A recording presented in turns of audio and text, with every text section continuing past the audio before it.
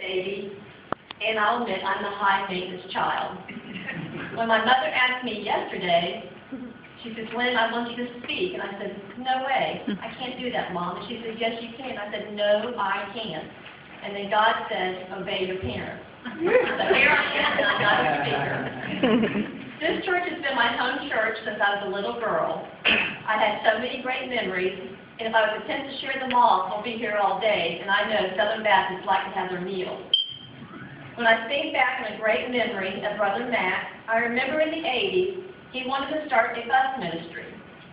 Libby Mullins and myself committed to help Brother Matt with this ministry. We would have meetings in his office. We would talk how, where, and when to start this ministry. The bus was always parked on Alan Bruss's property. On Sunday mornings, us two 21-year-old girls would go to get on this bus, and it never would start. We would go knocking on Alan's door. He would come out, and he would try to get it started, and if he couldn't, he would call Jim Baker. Jim would always get that old bus running. We started with a half a dozen of kids, and it grew to a full load. I think the word got out that we had donuts on the bus.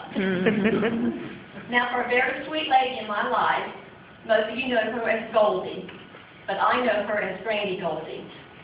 Goldie would call me and say, "Lynn, would you like to come help me wrap Christmas gifts or bag up my Avon?" I would get so excited and say yes. But Goldie, I have to confess, I wasn't excited about it. I was more excited because she always had fried chicken and plant-based eggs. She never failed me.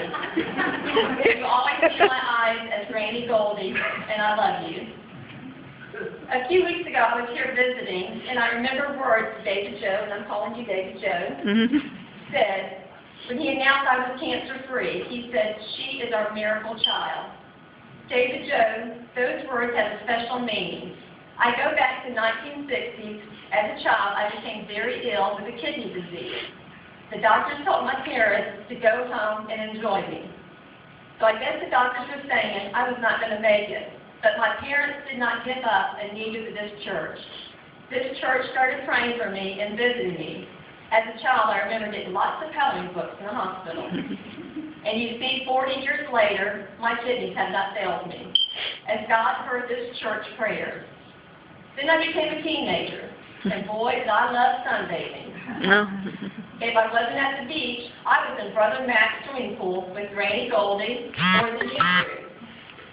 Well, guess what happened to me in my 30s? And remember I said I'm high maintenance. I developed serious skin cancer. Once again, this church started praying for me and sending me cards. I was living in Alabama. Once a week, I would receive a card from Doris Kelly. She was so faithful, always sending me a card. And she would always write words of encouragement to me. I was no longer attending this church, but I knew in my heart this was my home church. And I could count on your prayers. So then I go 20 years, still living out of state, and last August, I get the big C news.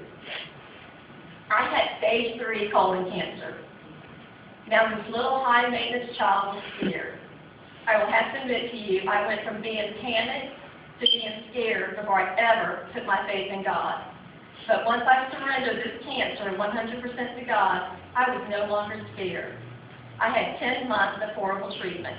Once again, this church started praying for me and sending me words of encouragement.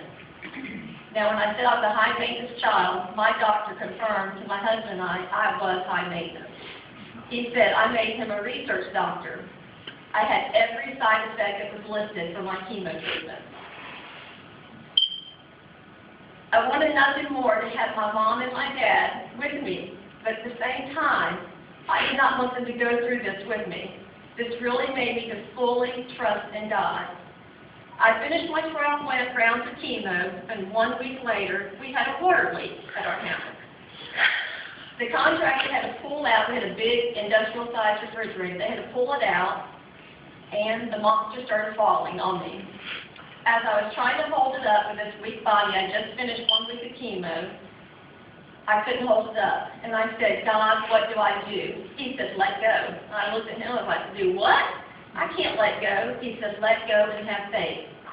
I let go of the refrigerator, and I slipped and fell and saw the refrigerator coming down on me. I thought I was going to be crushed, but I obeyed him, and I did let go. I slipped and fell. A kitchen chair caught the refrigerator from falling all the way down. Our contractor said he did not know how that chair held that refrigerator up, and I said it didn't. God did. God told me to let go and to have faith, and that's what I did. Now this church is praying for my back. Brother Mac, I tell this story today because if it was not for your commitment to Christ and delivering His word to this community, my parents may not be in this praying church. You planted the seed in my parents' lives, and in 1966 you baptized my father, which is the reason why my parents raised 5 children in this church with a strong Christian foundation. Brother Matt, you set the guidelines to our family to have faith in God. I thank this church today for always being there for me, and most of all, my mother, who I firmly believe is the strongest woman I know.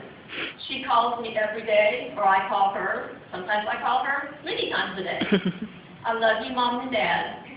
I will end this with a statement that my doctor said to me. He said, Lynn, with everything you've been through, you keep smiling. I said, that is because God is not finished with me yet.